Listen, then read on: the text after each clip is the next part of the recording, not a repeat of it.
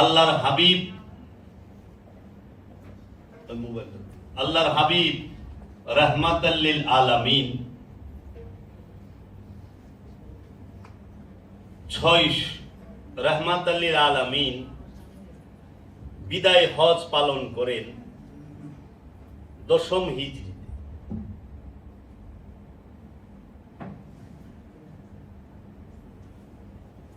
632 খ্রিস্টাব্দে, ইংরেজি সনে 632 খ্রিস্টাব্দে 6 মার্চ আনুমানিক বলা হয়, মার্চ মাসের 6 তারিখে এই বিদায় হজ অনুষ্ঠিত হয়। 10 হিজরি জিলহজ মাসের বিদায় হজ পালন করে আরাফাতের ময়দানে আল্লাহর হাবিব বিদায় হজের ভাষণ দেন, বিদায় হজের খুতবা দেন।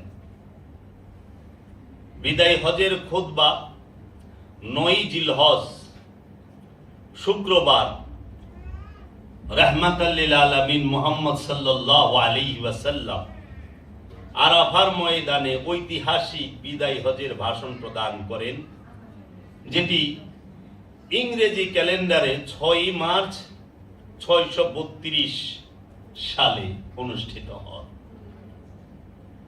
ঠিক এই বিদায় হজের ভাষণ দিয়ে,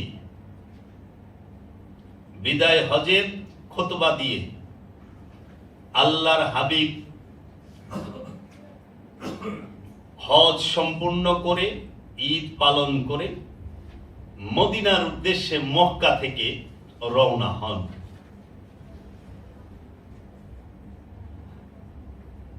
মদিনার উদ্দেশ্যে যখন আল্লাহর হাবিব রওনা হন মক্কা থেকে, মদিনার কাছাকাছি একটি স্থান আছে, মক্কা থেকে দূরে মদিনা থেকে কাছে, মানে মাঝামাঝি অবস্থানে, যে স্থানটাকে বলা হয় খুম। খুম শব্দের অর্থ হইল জলাশয়, যে আমরা বলি না পুকুর অথবা ডাঙ্গা বলি না, যেখানে পানি জমে আছে। 1,29,000 সাহাবী, 1,29,000 সাহাবায়ে কেরাম তথা 1.25 লক্ষ সাহাবায়ে কেরামকে নিয়ে মক্কা মুকাররমা থেকে মদিনার উদ্দেশ্যে আল্লাহর হাবিব যখন যাত্রা করেন, সেই যাত্রা পথে মধ্যবর্তী স্থানে খুম নামক জায়গায় সেই সমস্ত সাহাবায়ে আজমাইনকে একত্রিত করে উটের পৃষ্ঠে একটি স্টেজ তৈরি করা হয়। সেই উটের পৃষ্ঠে স্টেজ তৈরি করার আগে এই কাফেলার অনেক সাহাবায়ে আজমাইন সামনে চলে গেছিল, তাদেরকে পিছনে আনা হয়েছে। যারা পিছনে ছিল তাদেরকেও সেই নির্দিষ্ট স্থানে আনা হয়েছে। এর জন্য এই যাত্রা পথের মধ্যেই আল্লাহর হাবিবের কাছে ওহী নাজিল হন, কোরআনের আয়াত নাজিল হয়। সেই আয়াতটি হচ্ছে সূরা আল মাইদা, এটার 67 নম্বর আয়াত।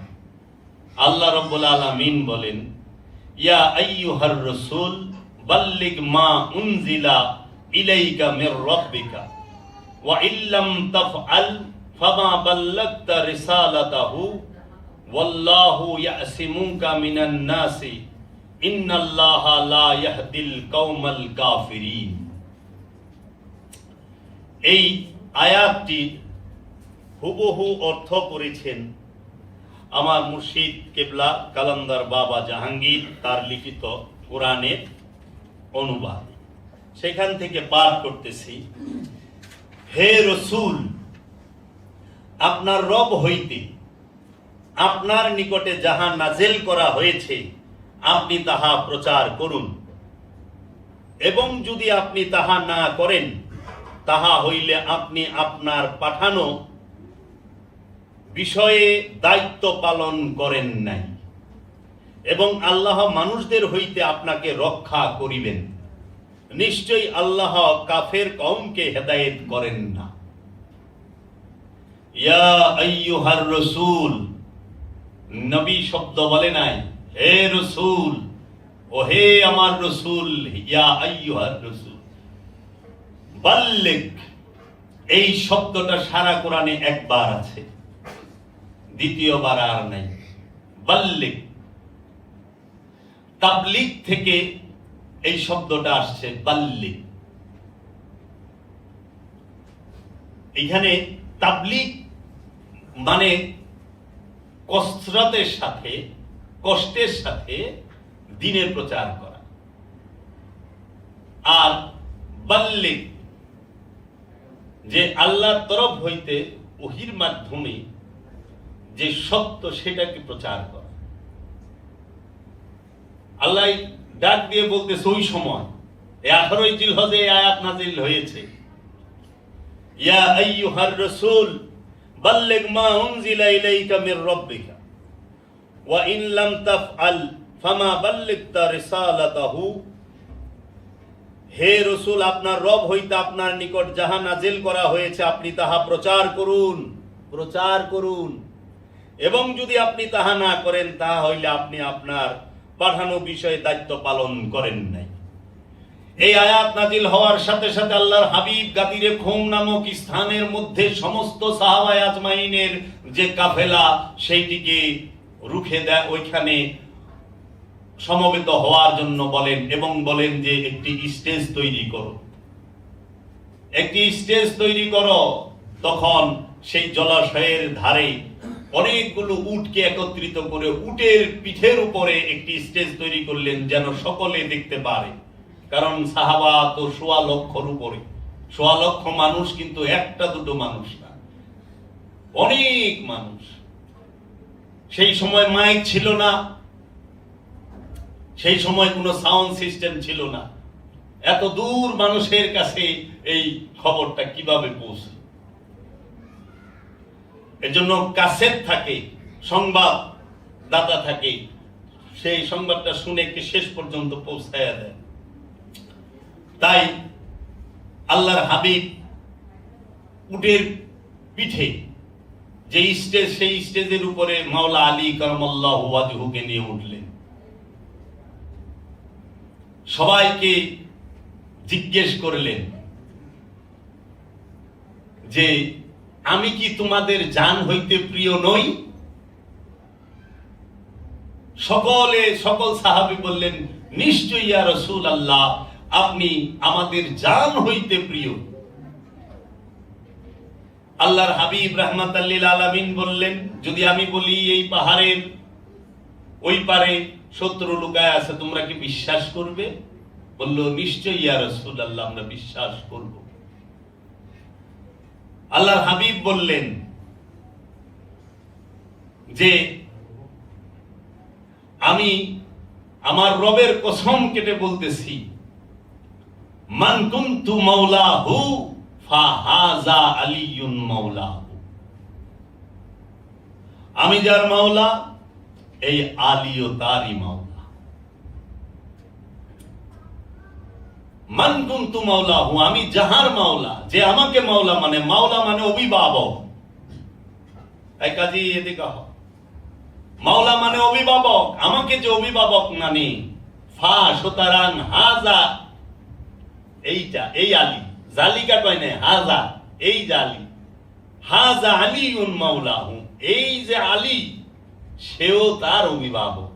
রাসূল যার অভিভাবক, মাওলা আলীও তার অভিভাবক। আল্লাহ রাসূল বললেন, এই হাদিস শরীফ মিশকাত, তিরমিজি, বুখারী সবখানে আছে, এটা মাশহুর হাদিস। তখন আল্লাহর হাবিব বললেন, ইয়া রব্বুল আলামিন, যে আমাকে ভালোবাসে সে যেন আলীকেও ভালোবাসে, যে আলীকে ভালোবাসে সে আমাকেই ভালোবাসে, যে আলীর বন্ধু সে আমার বন্ধু, যে আলীর বিরুদ্ধে অস্ত্র ধারণ করে সে আমার বিরুদ্ধে অস্ত্র ধারণ করে, যে আলীকে ঘৃণা করে সে আমাকে ঘৃণা করে, যে আলীর সাথে শত্রুতা করে সে আমার সাথে শত্রুতা করে। হে রব, যারা আলীকে কষ্ট দেয় আপনি তাদেরকে কষ্ট দেন, যে আলীকে সাহায্য করে আপনি তাদেরকে সাহায্য করেন। হে আমার আল্লাহ, এই আলী আমার জানের থেকে প্রিয়। সমস্ত সাহাবায়ের সামনে বললেন, আলীর মর্যাদা আমার কাছে সেই রকম, এই দেহের মধ্যে মাথার মর্যাদা যেই রকম, আলীর মর্যাদা আমার কাছে সেই রকম, এই দেহের মধ্যে প্রাণের মর্যাদাটা যেই রকম। এই আলী এই পৃথিবীতে জাহেরে বাতেনে, পৃথিবীতে এবং আখেরাতে সব স্থানে আলী আমার ভাই। আমি আর আলী একই নূরের দুই টুকরা। তখন বললেন আল্লাহর হাবিব একটি হাদিস, আনা তারাকতুম ফিকুমুস সাকলাইন, যেটাকে হাদিসে সাকলাইন বলে সমাজে পরিচিত। এই স্পষ্ট ভাবে রাসূল সাল্লাল্লাহু আলাইহি ওয়াসাল্লাম বলে দিলেন যে আমি তোমাদের কাছে দুটো ভারী জিনিস রেখে যাচ্ছি। আপনারা এই হাদিসের রেফারেন্সটি বাবা জাহাঙ্গীরের লিখিত কিতাবের মধ্যেও পাবেন এবং মুসলিম শরীফের হাদিসও পাবেন। আমি আজকে অথেন্টিক আলোচনাই করব। আল্লাহ রাসূল বললেন, আনা তারাকতুম ফিকুমুস সাকলাইন আউয়ালুহা কিতাবাল্লাহি ফীহি নূরুল ওয়াল হুদা ফাখুযুহু কিতাবাল্লাহি ওয়াস্তামসিকু বিহি ওয়াসানি আলে বাইতি আযকুরুল্লাহ ফি আলে বাইতি মান ইত্তাবাআহুম কানা আলাল হুদা ওয়া মান তারাকা হুমা কানা আলাদ দালালাতি। আমি তোমাদের সামনে দুটো ভারী জিনিস রেখে যাচ্ছি, হে মানুষেরা, হে মানব জাতি, হে মুসলমান জাতি। আল্লাহ রব্বুল আলামিনের ডাকে আমি সাড়া দেব। আমি তোমাদের মাঝে দুইটি ভারী জিনিস রেখে যাচ্ছি। ফিকুমুস সাকলাইন, দুইটা ভারী জিনিস রেখে যাচ্ছি। একটি হচ্ছে কিতাব আল্লাহি, আল্লাহর কিতাব, যেই কিতাবের মধ্যে আছে নূর এবং হেদায়েত, হেদায়েত এবং নূর আছে যেই কিতাবে। আর একটি রাখছে ওয়া ইত্রাতি আহলে বাইতি, এবং আমার বংশ, রসুলের বংশ, রসুলের বংশ রেখে যাচ্ছি আর আল্লাহর কিতাব রেখে যাচ্ছি। যদি তোমরা এই দুইটা জিনিসকে শক্তভাবে, মজবুত ভাবে, দৃঢ়ভাবে ধরে রাখতে পারো, জীবনে হে মানব জাতি, হে মুসলমান জাতি পথভ্রষ্ট হবে না, বিপথগামী হবে না, গুমরাহ হবে না। আপনাদের কাছে সেই প্রশ্ন রেখে যাচ্ছি আমি, অধম যাবে, এই মারওয়ান কি রসুলের বংশ মানবে? এই আবু সুফিয়ান কি রসুলের বংশ মানবে? এই মুয়াবিয়া কি রসুলের বংশ মানবে? এই ইয়াজিদ কি রসুলের বংশ মানবে? এই মারওয়ান কি রসুলের বংশ মানবে? এই উমাইয়া আব্বাসিয়া রাজবংশ তারা কি রসুলের বংশ মানবে? মানবে না। মুতাসিম বিল্লাহ, মুতাওয়াক্কিল, হারুনুর রশিদ, মামুনুর রশিদ, মুতামাদ, এরা কি রসুলের বংশ মানবে? না। আল্লাহ রসুল বললেন দুইটি জিনিস শক্তভাবে ধরে রাখো, একটি আল্লাহর কিতাব আর একটি রসুলের বংশ ইতরা। সেই স্থানে তারা কি বললেন? তারা আবার আরেকটা হাদিস বানাইলেন। আল্লাহ রসুল বলছেন, আমি তোমাদের কাছে দুইটা ভারী জিনিস রেখে যাচ্ছি, একটি কিতাব মানে আল্লাহর কোরআন, আর একটি সুন্নাহ। এখন যদি জিজ্ঞেস করা হয়, গাদিরে খুমে যখন আল্লাহর হাবিব ভাষণ দিচ্ছেন মানব জাতির সামনে, যে আমি তোমাদের কাছে দুইটা জিনিস রেখে যাচ্ছি, কিতাব আর ইতরাত, এই দুই একে অপর থেকে জুদা হবে না, এবং হাসরের ময়দানে কিয়ামতের দিন এই দুইজন একত্রে হাউজে কাউসারে মিলিত হবে। কিতাব থেকে ইতরাত আলাদা হবে না, বংশ আলাদা হবে না, বংশ থেকে কিতাব আলাদা হবে না। সেই কিতাব এবং ইতরাত একে অপরের পরিপূরক। এই কিতাবকে তোমরা মজবুত ভাবে ধরো, বংশকে মজবুত ভাবে ধরো। তখন তারা আরেকটা বানিয়ে দিল। যখন আল্লাহ রসুল বললেন এই কথা, তখন কিন্তু কোরআনুল মাজিদ এইভাবে বাইন্ডিং হয় নাই, হয়েছিল গাদিরে খুমে 10 হিজরিতে। আল্লাহ রসুল এই জগতে জাহিরি ভাবে আছেন।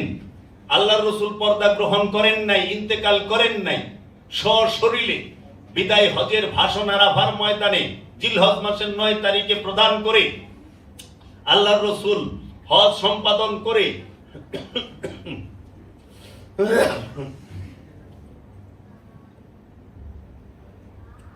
আল্লাহ রসুল হজ সম্পাদন করে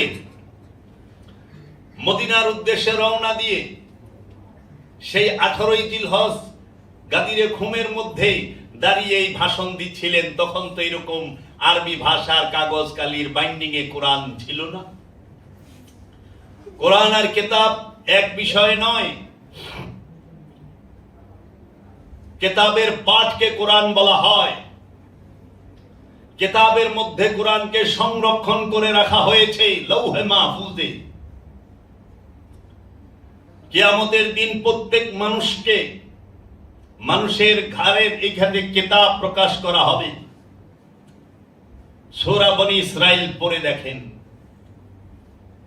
সেই কিতাব কোন কিতাব? সেই কিতাব জিন্দা কিতাব, যেই মাওলা আলী নিজেই আল্লাহর রসুলের রব্বুল আলামিনের নূরের কিতাব, এবং মাওলা আলী নিজেই আল্লাহর রসুলের রব্বুল আলামিনের বংশ, নূরের বংশ। যেই মাওলা আলীকে অনুসরণ করবে সেই কিতাবকে অনুসরণ করবে। যখন এই কথা ডিক্লিয়ার দিলেন এবং মাওলা আলী সম্পর্কে আল্লাহর হাবিব বললেন, মান কুনতু মাওলাহু ফাহাযা আলিয়ুন মাওলাহু, আমি যার মাওলা আলীও তার মাওলা। তারপরেই কোরআনের আয়াত নাজিল হইল। এই সূরা মায়েদারি আয়াত নাম্বার হচ্ছে 3। আপনারা যদি খুলে দেখেন, আল্লাহর রাসূল বলতেছেন, আল ইয়াউমা আকমালতু লাকুম দীনাকুম ওয়া আকমালতু আলাইকুম নি'মাতি ওয়া রাদিতু লাকুমুল ইসলাম দীনা। আজ আমি তোমাদের দিনকে পরিপূর্ণ করে দিলাম। দিন পরিপূর্ণ হয়েছে কবে? 18ই জিলহজে গাদিরে খুমের দিন। গাদিরে খুমে আল্লাহর হাবিবের ডিক্লিয়ারের পরে দিন পরিপূর্ণ হয়েছে। এর আগে দিন পরিপূর্ণ ছিল না।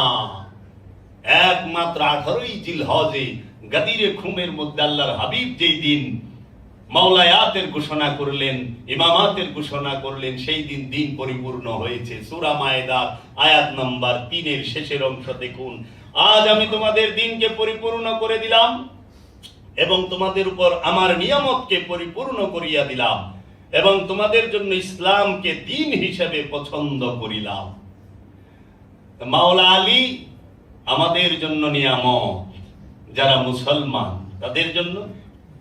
মাওলা আলীর অভিষেকের দিনই আল্লাহ রাব্বুল আলামিন বলছে, তোমাদের জন্য ইসলামকে দিন হিসেবে পছন্দ করিলাম। আর এই দিনটি কেন আমরা ঈদ বলি, ঈদ মুবারক বলি? কারণ এই দিনে আল্লাহ রাজি হয়েছেন। এই দিনে আল্লাহ রাজি হয়েছেন। সূরা মায়েদা বলতেছে, আজ আমি তোমাদের দিনকে পরিপূর্ণ করিয়া দিলাম এবং তোমাদের উপর আমার নিয়ামতকে পরিপূর্ণ করিয়া দিলাম। এই সূরা মায়েদার 67 নম্বর আয়াত প্রথমে নাজিল হইল, হে আমার রাসূল, আপনি আপনার উপরে অর্পণকৃত যে দায়িত্ব সেটা আপনি প্রচার করেন। প্রচার করার পরে, মাওলায়াতের ঘোষণা করার পরে তখন বলা হইল, আজকে আমি তোমাদের দিনকে পরিপূর্ণ করে দিলাম। আল্লাহর হাবিব মাওলা আলী কারামাল্লাহু ওয়াজহুকে সেই উটের উপরে যে স্টেজ করা হয়েছিল, সেইখানে মাওলা আলীকে এমন ভাবে ধরেছেন যে এই একটা শিশু বাচ্চাকে 2 হাত ধরে উঁচা করলে যে এরকম এইভাবে ধরে বলছেন, মান কুনতু মাওলাহু ফাহাযা আলিয়ুন মাওলা। এখন এইটার যে রেফারেন্স, সেই রেফারেন্স তো দিতে হবে, না হইলে আবার রেফারেন্স দিলেও তো কাম হয় না। যারা বলে আমরা হাদিসের উপর আমল করি, হাদিসে যা আছে আমরা তাই করব, কোরআনে যা আছে তাই করবো, আমরা তো কোরআন হাদিস পড়ি, তারাও করে, কিন্তু তারা তো সব জায়গায় কয় না, সুবিধারটা কয়। এটার নাম কি? মুসলিম শরীফ। খণ্ড হচ্ছে পঞ্চম খণ্ড। মুসলিম শরীফে বাংলাদেশ ইসলামিক ফাউন্ডেশন থেকে 6 খণ্ড ছাপানো হয়েছে। এটা হলো পঞ্চম খণ্ড। এই পঞ্চম খণ্ডের মধ্যে আপনারা চোখে দেখেন, এখানে যে দাগানো দেখা যায়, দেখা যায় যে দাগা রাখছি, হাদিস নাম্বার হচ্ছে 6007। মুসলিম শরীফের পঞ্চম খণ্ডে 6007 নম্বর হাদিস। আমি এই হাদিসের অর্থটুকু আপনাদেরকে পড়ে শোনাচ্ছি। জুহাইর ইবনে হারব ও সুজা ইবনে মখলদ রাদিয়াল্লাহু তাআলা আনহু, ইয়াজিদ ইবনে হাইয়ান রাদিয়াল্লাহু তাআলা আনহু থেকে বর্ণিত, তিনি বলেন, আমি হুসাইন ইবনে সাবুরা এবং ওমর ইবনে মুসলিম আমরা যায়েদ ইবনে আরকাম রাদিয়াল্লাহু তাআলা আনহুর নিকট গেলাম। আমরা যখন তার কাছে বসি তখন হুসাইন রাদিয়াল্লাহু তাআলা আনহু বলেন, হে যায়েদ, আপনি তো বহু কল্যাণ প্রত্যক্ষ করেছেন, নিজ চোখে দেখেছেন, আল্লাহর রাসূল সাল্লাল্লাহু আলাইহি ওয়াসাল্লামকে দেখেছেন, তার হাদিস শুনেছেন, তার সাথে থেকে যুদ্ধ করেছেন এবং তার পেছনে সালাত আদায় করেছেন। আপনি বহু কল্যাণ লাভ করেছেন। হে যায়েদ, আপনি রাসূলুল্লাহ থেকে যা শুনেছেন তা হাদিস আমাদের বলুন না। যায়েদ রাদিয়াল্লাহু তাআলা আনহু বললেন, ভ্রাতৃপুত্র, আমার বয়স হয়েছে, আমি পুরনো যুগের মানুষ। রাসূল সাল্লাল্লাহু আলাইহি ওয়াসাল্লামের কাছ থেকে যা আমি সংরক্ষণ করেছিলাম এর অনেক কিছু ভুলে গিয়েছি। তাই আমি যা বলি তা কবুল করো, আর আমি যা না বলি সে ব্যাপারে আমাকে বাধ্য করো না। তারপর তিনি বললেন, রাসূল সাল্লাল্লাহু আলাইহি ওয়াসাল্লাম একদিন মক্কা ও মদিনার মধ্যবর্তী খুম নামক স্থানে দাঁড়িয়ে আমাদের সামনে ভাষণ দিলেন। আল্লাহর প্রশংসা ও সানা বর্ণনা শেষে ওয়াজ নসিহত করলেন। তারপর বললেন, সাবধান হে লোক সকল, আমি একজন মানুষই, আল্লাহর পক্ষ থেকে প্রেরিত দূত আসবে আর আমি তার ডাকে সাড়া দেব। আমি তোমাদের কাছে গুরুত্বপূর্ণ দুটো জিনিস রেখে যাচ্ছি। এর প্রথমটি হলো আল্লাহর কিতাব, এতে হেদায়েত এবং নূর রয়েছে, সুতরাং তোমরা আল্লাহর কিতাবকে অবলম্বন করো, একে শক্ত করে ধরে রাখো। এরপর তিনি কোরআনের প্রতি উৎসাহ ও অনুপ্রেরণা দিলেন। তারপর বললেন, আর হলো আমার আহলে বায়েত, আর আমি আহলে বায়েতের ব্যাপারে তোমাদেরকে আল্লাহর কথা স্মরণ করিয়ে দিচ্ছি। আহলে বায়েতের ব্যাপারে তোমাদের আল্লাহর কথা স্মরণ করিয়ে দিচ্ছি, আহলে বায়েতের ব্যাপারে তোমাদেরকে আল্লাহর কথা স্মরণ করিয়ে দিচ্ছি, এভাবে 3 বার বলেছেন। হুসাইন রাদিয়াল্লাহু তাআলা আনহু বললেন, রাসূল সাল্লাল্লাহু আলাইহি সাল্লামের আহলে বায়াত কারা? হে যায়েদ, প্রশ্ন করেছিলেন, রাসূল সাল্লাল্লাহু আলাইহি সাল্লামের বিবিগণ কি আহলে বায়াতের অন্তর্ভুক্ত নন? যায়েদ রাদিয়াল্লাহু তাআলা আনহু বললেন, বিবিগণও আহলে বায়াতের অন্তর্ভুক্ত, তবে আহলে বায়াত তারাই যাদের জন্য যাকাত গ্রহণ হারাম। হুসাইন রাদিয়াল্লাহু তাআলা আনহু বললেন, এসব লোক কারা? যায়েদ রাদিয়াল্লাহু তাআলা আনহু বললেন, এরা আলী, আকিল, জাফর, আব্বাস রাদিয়াল্লাহু তাআলা আনহুর পরিবার পরিজন। হুসাইন রাদিয়াল্লাহু তাআলা আনহু বললেন, এদের সবার জন্য যাকাত হারাম। যায়েদ রাদিয়াল্লাহু তাআলা আনহু বললেন, হ্যাঁ, পাইছেন আহলে বায়াত কারা? স্পষ্ট করে দিছে না, বিবিগণ আহলে বায়াত হয় না। কেন? হইতেও পারে, হয়ও না। কেন? বিবি তালাক হয়, আহলে বায়াত তালাক হয় না। বিবি তালাক হয়, এর জন্য আল্লাহর রাসূলের বিবিগণ, উম্মুল মুমিনিনগণ, তারা আহলে বায়াত আবার আলে বায়াত না। এর জন্য আল্লাহর রাসূল একদিন একটি কালো রঙের চাদর গায়ে দিয়েছিলেন। মা আয়েশার ঘরে আল্লাহর রাসূল অবস্থান করতেছিলেন। এমন সময় মহানবী ডাকলেন মাওলা হাসানকে, এই চাদরের নিচে আসো। তারপরে ডাকলেন মাওলা হুসাইনকে, চাদরের নিচে আসো। তারপরে ডাকলেন মাওলা আলীকে, তারপরে ডাকলেন মা ফাতেমাকে। ডেকে চাদর দিয়ে জড়িয়ে ধরে বললেন, হে আমার রব, এরাই আমার বংশ, আহলে বাইত, এরাই আমার বংশ। এই হাদিস আবার মা আয়েশাকে দিয়ে বর্ণনা করা হয়েছে। মা আয়েশাই বর্ণনা করেছে, পাক পাঞ্জাতন আমরা যাহাকে বলে থাকি। এখন আমরা যেভাবে এই হাদিসের রেফারেন্স দিলাম, মুসলিম শরীফে ৫ম খণ্ডের ৬০০৭ নম্বর হাদিস পড়ে শুনাইলাম। ইসলামিক ফাউন্ডেশন থেকে ছেপেছে, এটার মধ্যে স্পষ্ট গাদিরে ঘুমের কথা আছে।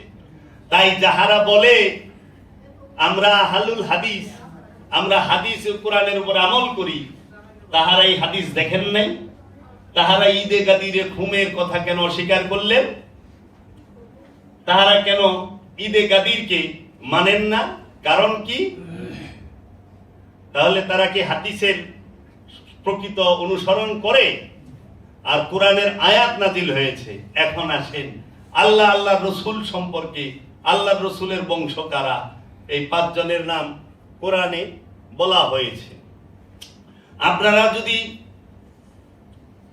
জানতে চান তাহলে লিখবেন আয়াতে মুবাহেলা, আয়াতে তাতহীর, সঙ্গে সঙ্গে দেখবেন আয়াতে মুবাহেলা এবং আয়াতে তাতহীর আপনার সামনে আসবে। এখন তো অনেক কিছুই গবেষণা করা সহজ হয়ে গেছে। এই আয়াতে মুবাহেলার মধ্যে আল্লাহর হাবিব যখন ইহুদি যারা ছিল ইয়ের মধ্যে মদিনায়, তারা যে কোনো একটা বিষয় নিয়ে আল্লাহ রসুলের সাথে তর্কে করেছিলেন, তখন আল্লাহ রসুল বলল যে তর্ক না করে চলো আমরা মিথ্যাবাদীর উপরে নান্নত বর্ষণ করি। যারা মিথ্যাবাদী হবে তারা আল্লাহ, তাদের উপরে যেন আল্লাহর গজব পড়ে। তখন আল্লাহ রসুল বললেন,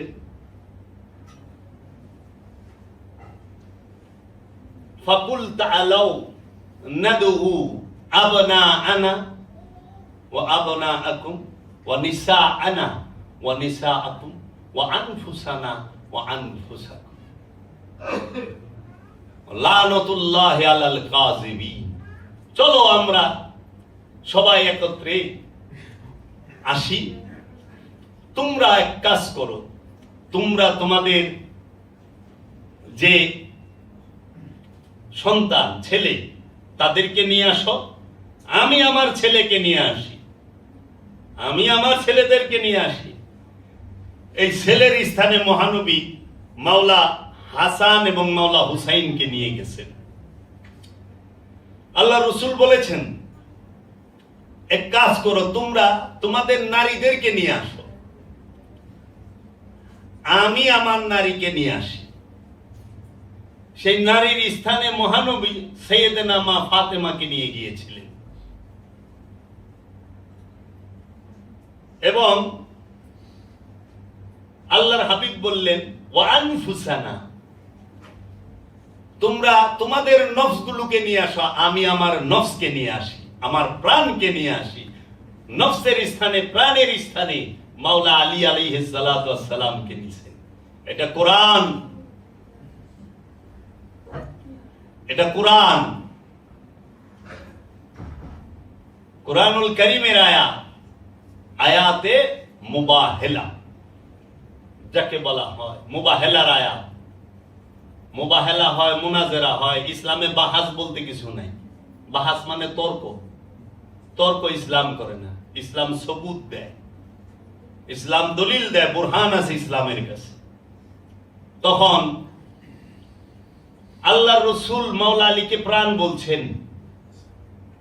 রসুলের প্রাণের নাম আলী, রসুলের নফসের নাম আলী। রসুলের নেসার নাম ফাতিমা, রসুলের ছেলের নাম হাসান, হুসাইন,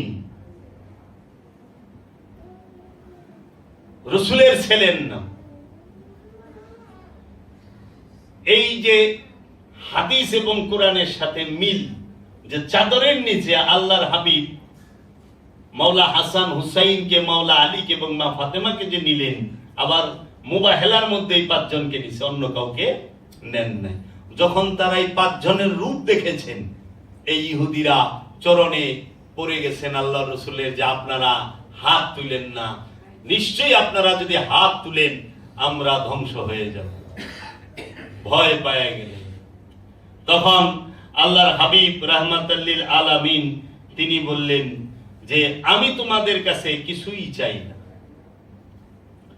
হে মানব সকল, তোমাদের কাছে আমি কোনো আদর চাই না, কোনো কিছুই চাই না, বিনিময় চাই না।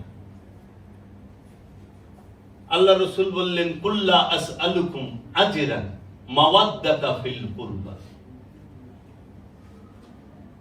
আমি তোমাদের কাছে আমার নিকটবর্তী যারা, আমার আহলে বায়ত যারা, আমার বংশ যারা, তাদের মহব্বত ছাড়া তোমাদের কাছে আমি আর কিছু চাই না, কোনো বিনিময় চাই না তোমাদের কাছে। রিসালাতের বিনিময়, নবুয়তের বিনিময়, উবুদিয়াতের বিনিময় আমি তোমাদের কাছে চাই না, শুধুমাত্র চাই একটা জিনিস, তোমরা আমার বংশকে মহব্বত করো। আল্লাহ রসুল কোরআনে বলেছেন যে তোমরা আমার বংশকে মহব্বত করো। বিপরীতে কি করলো? সেই উম্মতে মুহাম্মদীর মধ্যেই একদল পথভ্রষ্ট, তারা আল্লাহ রসুলের বংশকে কুবায়া কাটলেন,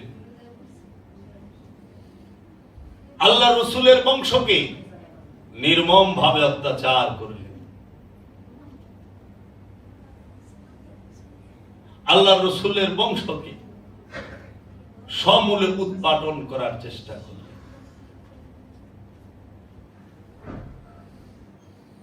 বিনিময় কি দিয়েছে? কোরআন, কোরআন থেকে বলা হচ্ছে আমি তোমাদের কাছে কোনো কিছু চাই না। আল্লাহ স্পষ্ট বলে দিয়েছেন, হে নবী পরিবার বর্গ, আল্লাহ তো শুধু চান সকল প্রকার অপবিত্রতা থেকে আপনাদেরকে হেফাজত করতে। সূরা আহজাব খোলেন, এই মুবাহেলার আয়াত, আয়াতে তাতহীদ এবং এই যে পবিত্র রাখতে চায় আল্লাহর রসুলের বংশ, রিসালাতের বিনিময়ে, নবুয়তের বিনিময়ে, মারেফাতের বিনিময়ে, আধ্যাত্মিকতার বিনিময়ে আল্লাহ রসুল কারো কাছে কোনো কিছুই বিনিময় চান নাই। বিনিময় চেয়েছেন শুধু আমার যে বংশ, তাকে তোমরা মহব্বত করো। আল্লাহ রসুল কোরআনে বললেন আমার বংশকে তোমরা মহব্বত করো। আল্লাহ রসুল গাদিরে ঘুমে হাদিসে বললেন, বাণীতে বললেন তোমরা আমার বংশকে আঁকড়াইয়া ধইরা রাখো। জীবনে পথভ্রষ্ট গুমরা হবে না, কিন্তু পরিতাপের বিষয়, দুঃখের বিষয়, এই মুসলমানদের মধ্যে, উম্মতে মুহাম্মদীর মধ্যে আল্লাহ রসুলের ওফাতের পরে, ইন্তেকালের পরে, মাত্র এই ভাষণের পরে আল্লাহ রসুল 81তম দিন জগতের বুকে ছিলেন। জিলহজ মাসের 18 তারিখ, জিলহজ মাস থাকে 29 আর 30, তাহলে 18 তারিখ আর থাকে 30 দিন, হলে 12 দিন। জিলহজের পরে বছরের প্রথম মাস হিজরি মুহররম, তাহলে 10, 12 10 কত হয় না? প্রথম মুহররম মাসের 30 আর এই দিকে হলো 12, তাহলে 42 দিন, কি 29 ধরলে 41 দিন। তারপরে মুহররমের পরে হলো সফর, সফর মাসের 30, তাহলে 41 আর 30 71। তাহলে সফরের পরে আসে রবিউল আউয়াল, সেখানে 1 তারিখ। তাহলে বিদায় হজ হইল জিলহজ মাসের 10 তারিখ, ঈদ হইল। এর থেকে 81তম দিনে আল্লাহ রসুল পর্দা গ্রহণ করলেন।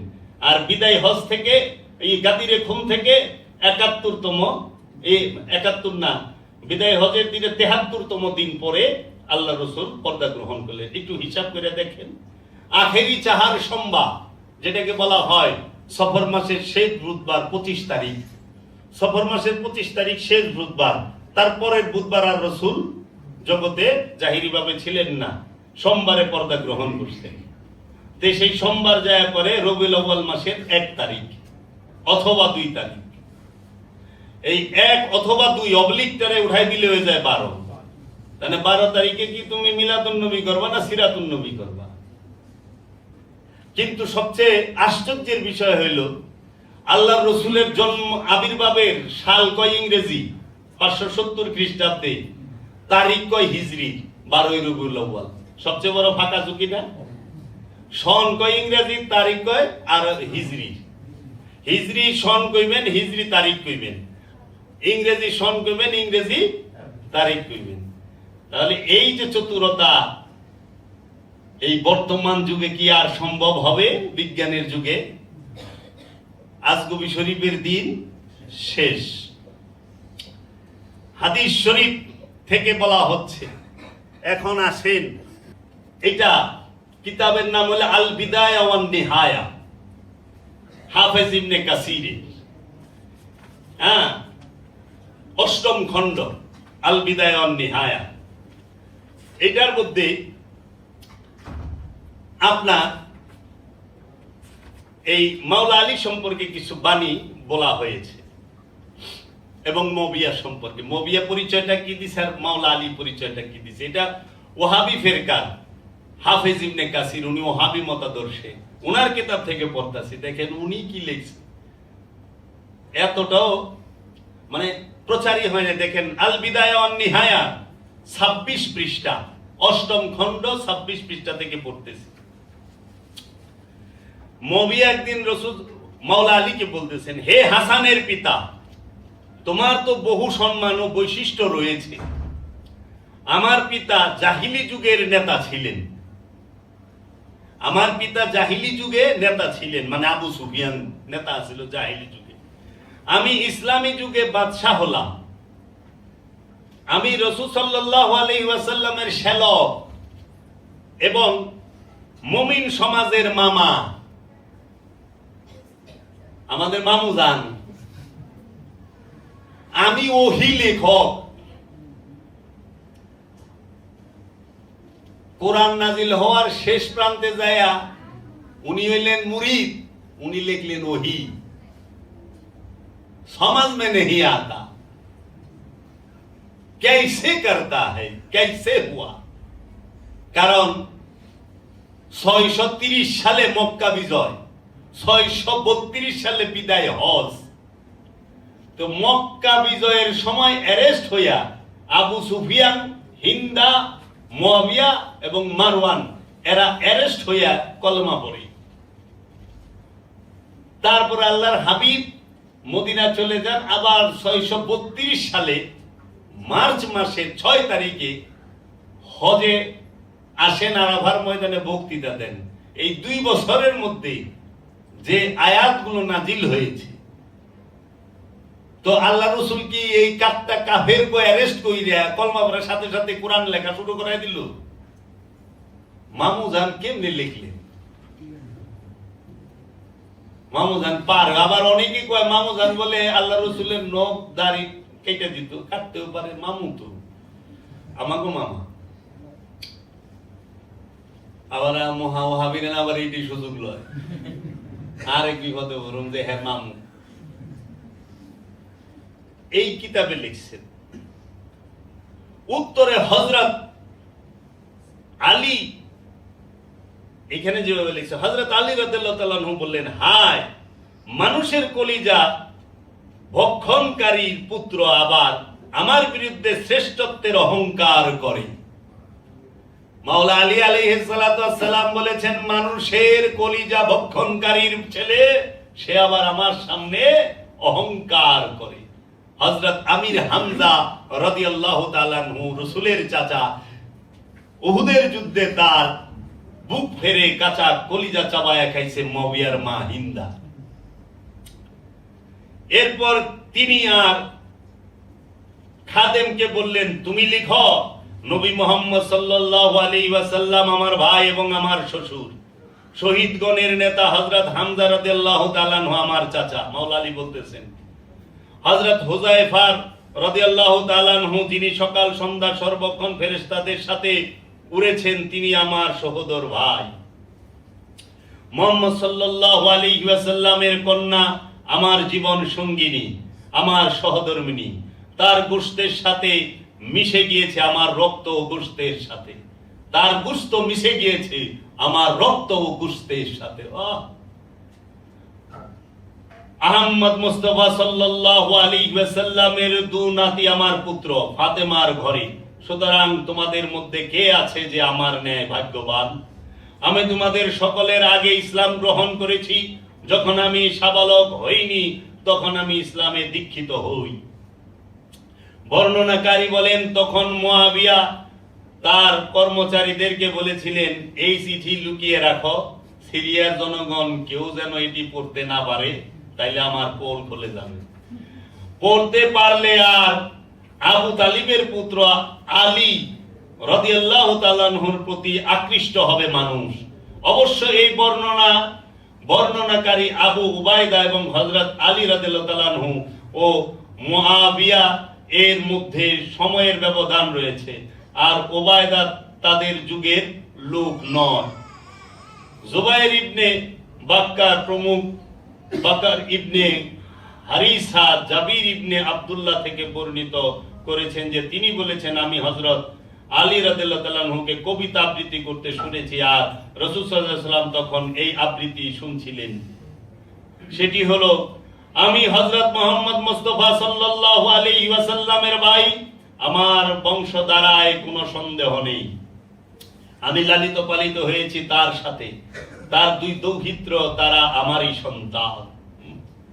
আমার দাদা এবং রাসূল সাল্লাল্লাহু আলাইহি সাল্লামের দাদা একই ব্যক্তি, ফাতিমা আমার স্ত্রী। এটি কোনো মিথ্যা ও অযৌক্তিক কথা নয়। তখন সকল মানুষ গুমরাহি, শিরক ও সত্যদ্রোহিতার নিমজ্জিত। তখন আমি তাকে সত্যবাদী বলে গ্রহণ করেছি। শুকরিয়া ও কৃতজ্ঞতায় সকল প্রশংসা মহান আল্লাহরই, তার কোনো শরীক নেই। বান্দাদের প্রতি তিনি অনুগ্রহশীল, তিনি চিরস্থায়ী চিরঞ্জীব। আল বিদায়া ওয়ান নিহায়া আপনাকে কিতাব থেকে বলতেছি, আর আমরা যেটি আছে এটি ধরলে তো আল্লাহ আল্লাহ। আল বিদায়া ওয়ান নিহায়া অষ্টম খণ্ড। সবুত সামনে না, দলিল কি আড়ালে? তারা চিঠি লুকাইবার কইছে না, এটা চিঠি লুকাও, যদি সিরিয়া মাঝে হুনে আমার পোল খুলে যাবে, আমারে সম্মান করবো না কেউ। কি অহংকার রে, আমি হিন্দার বেটা। তাহলে সেই মাওলা আলী আলাইহিস সালাতু ওয়াস সালামের যে শান মান মর্যাদা কেন বর্ণনা করা হলো না? কোন কারণে? সেটা কি ইসলামের বৃহত্তর স্বার্থের কারণে না রাজনৈতিক কারণে? অবশ্যই রাজনীতির কারণে। তাই আমরা বলতে চাই যে এই পৃথিবীতে সর্বশ্রেষ্ঠ ঈদ হচ্ছে দুইটা।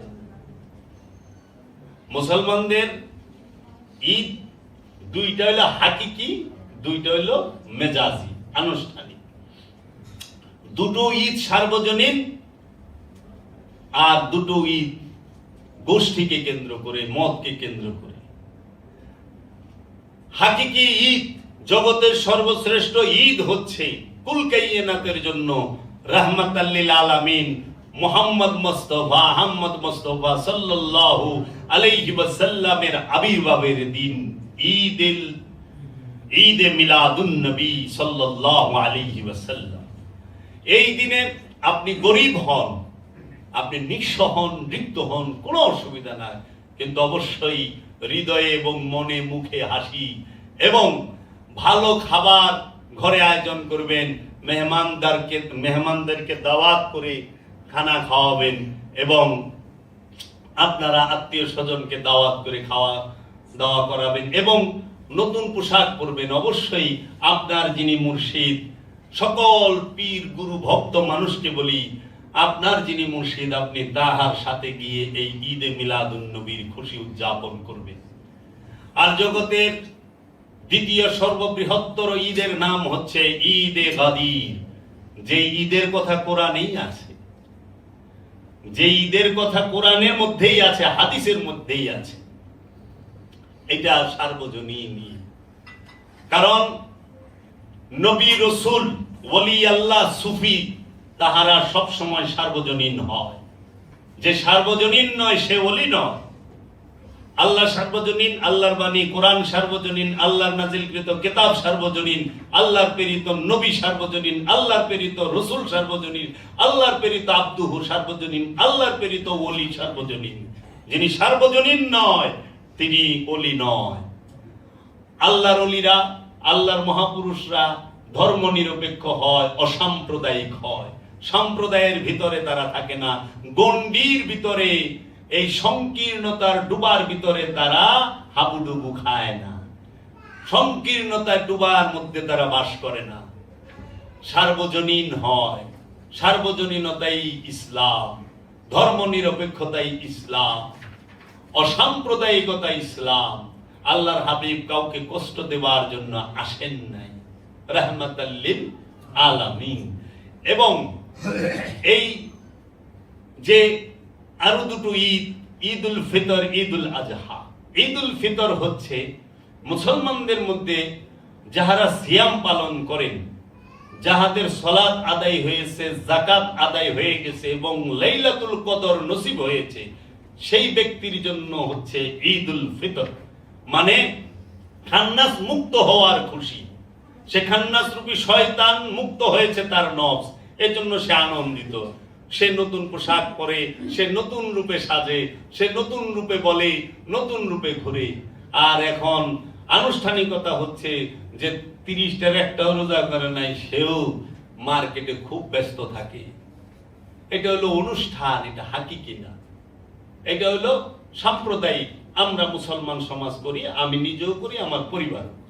আরেকটি হইল কুরবানির ঈদ, যার কুরবানি আল্লাহর দরবারে গৃহীত হয়েছে, যার তাকওয়া আল্লাহর দরবারে গৃহীত হয়েছে, তার জন্য ব্যক্তি কেন্দ্রিক ঈদ।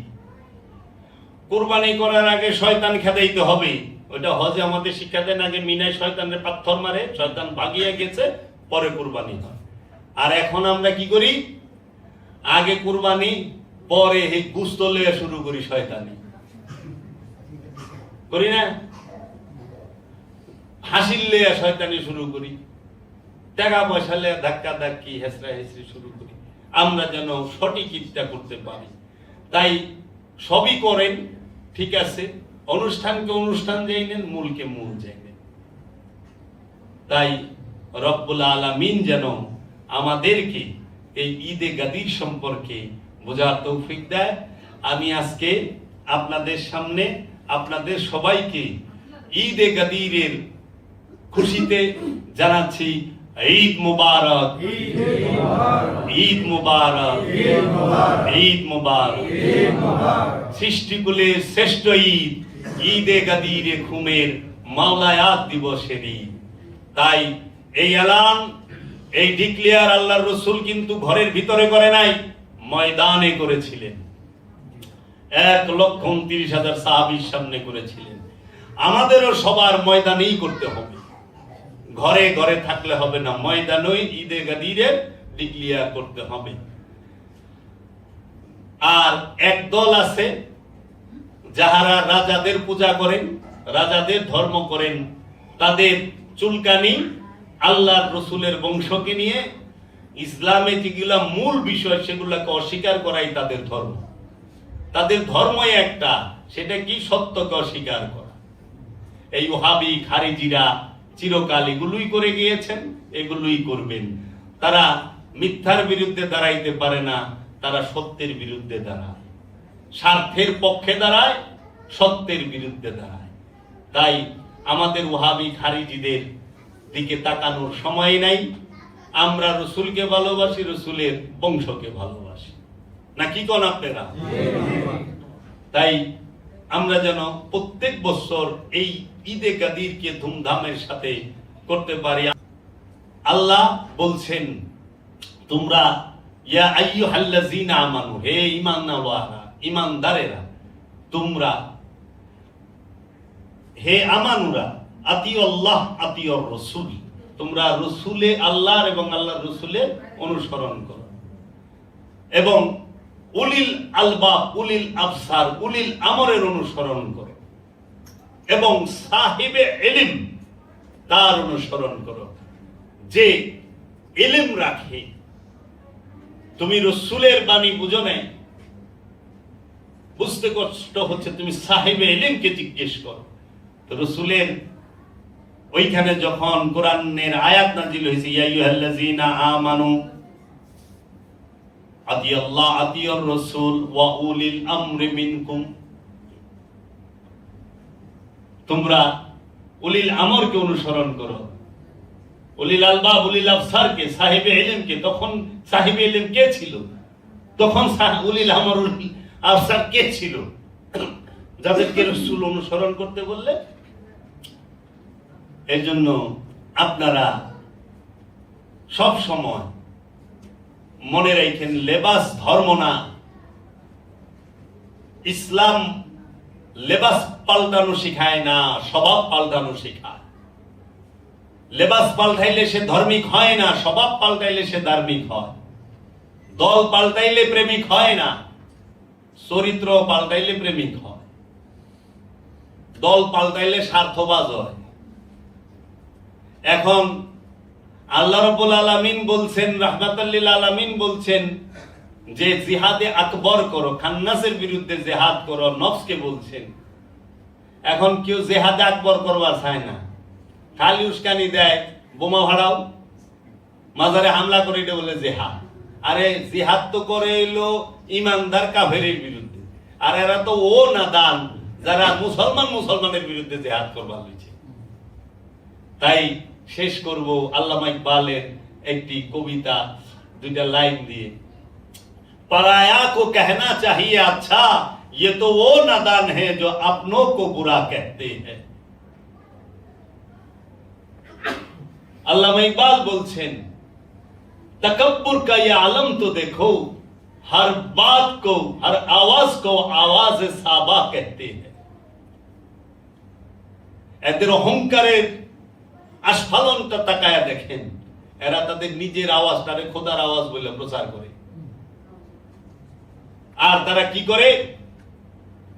তারা বলে যে কি ইসলামে আছে যে অন্যকে, পর কেউ ভালো বলতে হয়, প্রশংসা করতে হয়। আর ইয়ে তো ও কমবত হ্যাঁ, এটা তো ওই অপদার্থ, নাদান হ্যাঁ, जो अपनों को बुरा कहते हैं। এক মুসলমান বাইরে ও মুশরিক কই বলিছে, ও মুরতাদ কইতাছে, ও কাফের কইতাছে,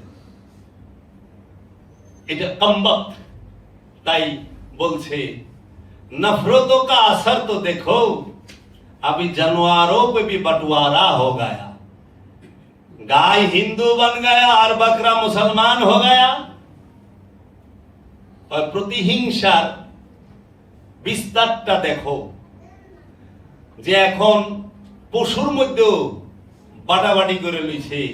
গায় রে হিন্দু, গায় হইলে হিন্দু গো মা, আর बकरा मुसलमान गो कुर्बानी दे, बकरा मुसलमान हो गया। जितना हरा और पीला सब्जी ये हिंदुओं का है, और बचा हुआ सब मुसलमानों का है। तो हिंदुओं का तकदीर में टमाटर और गाजर ही रह गया। जितना लाल और हलुद सब्जी सब हिंदू गो, और जो तो सबुज सब्जी सब मुसलमान गो। और हिंदू कपाले तो टमेटो और गाजर ही रही, আমরা লাল আর হলুদ আর সব সবুজ আপঙ্গ। बेचारा तरबूज वो मुसीबत में फंसा हुआ है, वो तो बाहर से मुसलमान है अंदर से हिंदू है, ये किसकी हिस्से में जाएगा?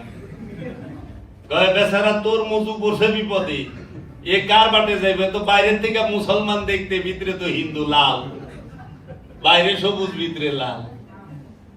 এই তো করতেছে আমাদের সমাজের মধ্যে। এই হিংসা হিংসি বাদ দিয়া যদি পারেন শান্তি, শৃঙ্খলা, নম্রতা, ভদ্রতা, বিনয়, প্রেম নিজের জীবনে প্রতিষ্ঠিত করেন,